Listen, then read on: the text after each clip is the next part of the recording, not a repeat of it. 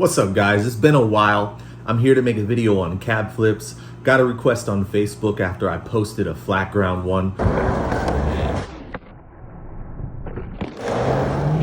And I figured what a better way to break my little hiatus. I've been very busy lately with my private lessons, running collage and filming for a couple video projects. I also got into some copyright trouble here, but it's all good. I'm gonna bring you guys some quality information. So here we go. First off, you should be able to kickflip, you should be able to caballero. I've made videos on both of those and I'll link them below in the description. I also think you should be able to backside flip and a half cab flip. Let's start off with the stance. For me, I never put my back foot all the way on the edge of the tail. Helps me get leverage if, depending on the board size, my back foot is from ½ an inch to an inch from the edge of the tail, meaning the inside of my back foot is nearly gonna be touching the bolts. With my front foot, it's gonna be slightly angled. Now, I talked about angling your foot for kickflips in one of my other videos. It really helps when you're doing a kickflip and adding a turning rotation to it, specifically a backside rotation, if you angle your foot. So my toes are going to be angled slightly towards the nose, and my front foot is gonna be just below the bolts, actually just touching the bolts, right? We don't want our feet too far apart for this one because we're using that front foot to guide us. So this is one of those tricks where we've gotta think of our movements in two different ways. Forgive me for giving you guys simple math, but it's necessary to illustrate this properly, right? So we wanna talk about our horizontal or X axis and our vertical or Y axis. So when your body is moving up and down, that's your Y axis, right? And when your shoulders are rotating, that's gonna be your X axis. And it's important for tricks like this, where we need to pop, flip the board, and also create rotation, that we utilize both of these axes properly. So the first thing that we're gonna start to do is we're gonna be rolling fakie with our feet in the position that I just described. We're going to start to rotate our shoulders in the opposite direction. So we're gonna rotate our shoulders front side, for me to be this way. And we're gonna rotate our shoulders just about as far as we can because we have to create a 360-degree spin with this one. So we're gonna have to put some oomph into it, like we're throwing a right hook, right? If anybody who's taken boxing, Muay Thai, anything like that, you learn how to throw a good right hook, you're gonna use that here. It's gonna help you out. Now we're gonna start to create our rotation. So as we're turning backside, we're going to begin to crouch. So we're gonna bend our knees. And what we want, the perfect scenario, is that once our shoulders have gone back to being parallel with the board, that's when we're crouched to our lowest point, which is where we will pop. And I want to emphasize that you're going to try to create a good amount of spin for this to get the board and your body around. And we're aiming for them to be in sync. So you're going to wind up and then you're going to spin back pretty quickly and try to have your knees bent by the time your shoulders are parallel with your board again. So once you've synced up your X and Y axis again, you're going to pop. And it's important for this one that your front foot or your flicking foot, since we're rolling fakie, it's actually the foot in the back, but I think you guys understand what I mean. That foot, as you perform your kickflip and you're rotating, you are going to guide your board with that front or flicking foot. And we're gonna have that foot over the board. So it's important that we're looking at the board the entire time that this flip trick and rotation are happening. And this is something that's gonna come into play as you guys become better skaters and the tricks that you're doing are more difficult.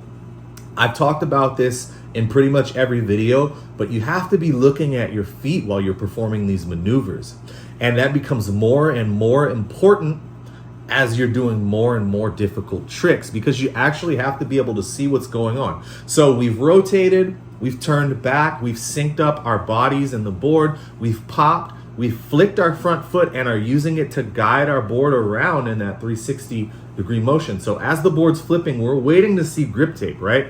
And as you see the grip tape, which usually is gonna be once you've done the half cab flip, right? So you've done a fakie backside kickflip, and now you've caught the board. You're sticking your front foot out. We're gonna try to catch the board actually with our front foot in this because in the beginning, we're gonna have to pivot this. I don't know anyone who learned cab flips and didn't pivot in the beginning, just like frontside flips and backside flips. Until we get that muscle memory, until we get that connection between our minds, our bodies, and the board, which comes with experience, and there's no way to cheat experience. You just got to get your reps in. We're going to have to pivot this. So after you've done that half cab flip rotation, but your shoulders are still spinning, you're going to stick your front foot out or your flicking foot out and catch the board. You want it to be right over the bolts. It can be slightly on the nose. And then we're actually going to press down into the ground a little bit and try to pivot the rest of the way around. So that means our front wheels are going to be on the ground, and the rotation of our body and the force that we created is going to help us spin the rest of the way around. And now when your board has rotated a full 360, that's when you're going to allow your back leg, or in this case, it's going to be in front of you, but it's still for all intents and purposes our back leg, because this is not a switch stance trick. So I'll refer to them the same way. You're going to allow that to hit the ground. Once all four wheels are on the ground, we're going to crouch in order to roll away.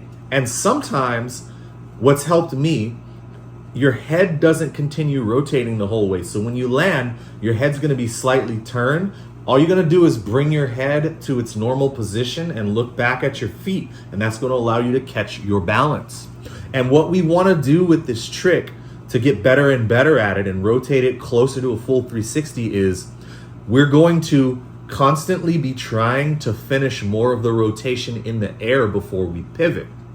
And this is going to take time. This took me years of doing cab flips before I could do it and rotate it the entire way. So if in the beginning you're doing a half cab flip and pivoting, then you're going to start to just break that down, and slowly but surely you're going to get up to the full 360. And this is also what's also going to help is in the beginning you're going to be popping these really low, which is another part of the reason that you need to pivot.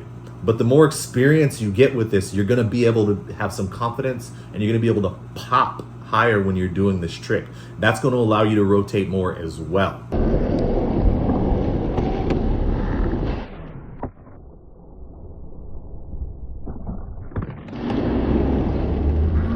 My first full rotation of these was like doing it down a 3-stair. I wasn't able to do it fully and turn fully around until I started trying them downstairs. And when I finally did it down a 3-stair, I rotated the entire way. And that actually helped me. Once you become confident enough doing these on flat ground, even if you're not rotating the entire way, like let's say once you're rotating at 270 degrees, once you're at 270 degrees, then you're gonna start trying them downstairs if you have the confidence. By all means, there's no rush, but that should give you that extra rotation, that extra 90-degree rotation that you need.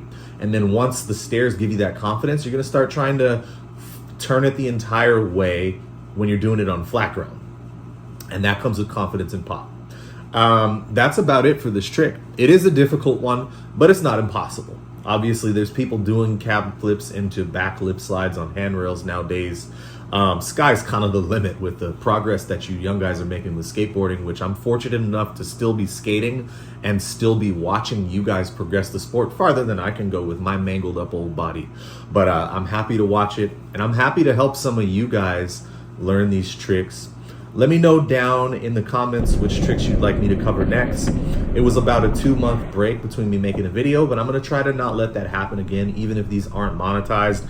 And if these videos help you out, like, subscribe, and consider joining my Patreon. Head over to www.collagesskateboards.com. Pick up one of our decks or a t-shirt. It all helps. Running a small business is insanely difficult, especially when you have responsibilities and obligations as well, but I'm gonna keep on going. I've never been a quitter. I'm not gonna start now. I'm gonna keep making these videos for you guys. Show support if you are so inclined. Thanks for watching. Peace and enjoy skateboarding.